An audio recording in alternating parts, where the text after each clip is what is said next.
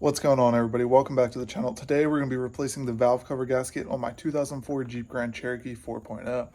The valve cover has been leaking for quite some time now. I actually picked this up about a year ago and haven't really driven the Jeep much since then, but I think it's time to replace it. I want to get this thing in perfect condition to daily drive for the winter so I don't have to get 9 miles per gallon in that thing.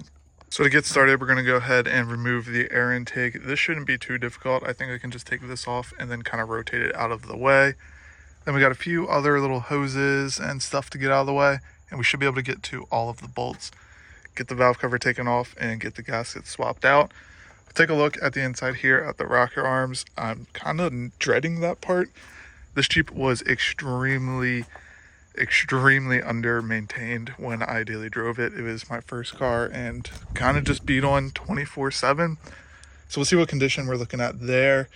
I would almost expect some of them to need replacements, but we'll see how that goes. We'll get this taken care of and get the air intake out of the way first, and then I'll get back with you guys when we're taking the cover off.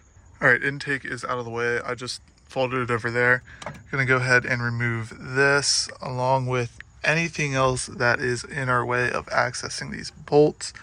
Honestly, none of them look too terrible to get out. There's a decent amount of room in this, especially compared to the JKU. This engine bay is phenomenal to work in compared to that thing.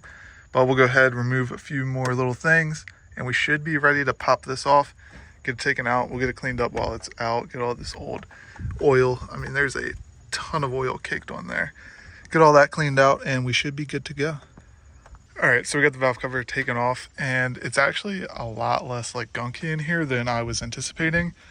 Now we actually have access to the rocker arms too and can make sure there's no play in any of those. You really don't want any movement in them side to side whatsoever. That's where a lot of the ticking sound comes from. So so far, so good. This one might be a little loose.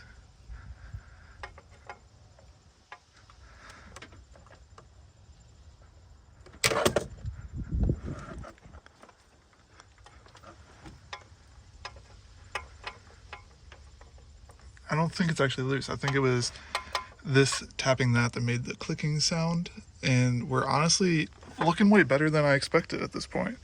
I was expecting to see some kind of buildup in here, some gunk, and honestly, I was expecting some of them to be noticeably loose, but we're looking pretty good. And now we have access to our valve cover gasket, and honestly, I never changed that. I don't know if it was ever changed since new, so realistically, this could be from 2004. We'll go ahead, get that one pulled out, open up our box here, get our brand new one, toss it in. Then it's pretty much as simple as bolting it all back together. I am going to clean this up, clean up what I can underneath of there where the oil dripped down, just so that way if it does leak again, it'll be easier to notice. There is a ton of oil built up all over this thing, as you can see. So we'll get that taken care of, get everything cleaned up and reassembled. All right, we got the old gasket out.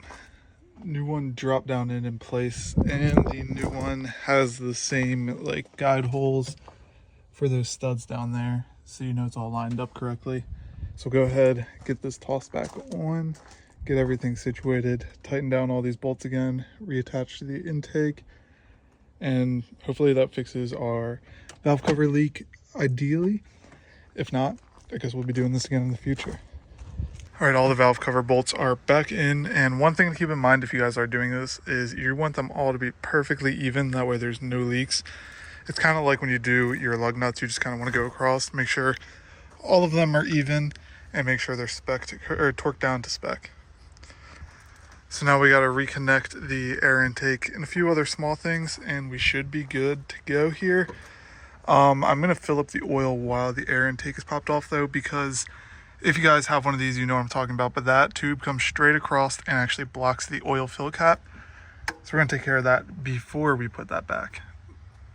All right, so everything is wrapped back up besides the intake. I actually have to go pick up some oil for this thing, so I'll go ahead and do that another day. The strut should come soon, so we'll get that taken care of. And like I said in my last video, let me know what you guys think we should do regarding the bed liner. Should I leave it how it is, sand it all off, paint it, wrap it, do something other than bed liner? Like I said, I like it. It's cool. It's perfect for a trail rig. However, This is the least capable Jeep I own, so it's kind of pointless on the car that I'm just going to be daily driving, taking to the store, stuff like that. Realistically, these two other Jeeps would be 10 times better with bedliner. However, I'm not going to do it to those either. So let me know what you think down in the comments. Keep the bedliner, ditch the bedliner. If you think we should get rid of it, let me know what color you think we should make the Jeep.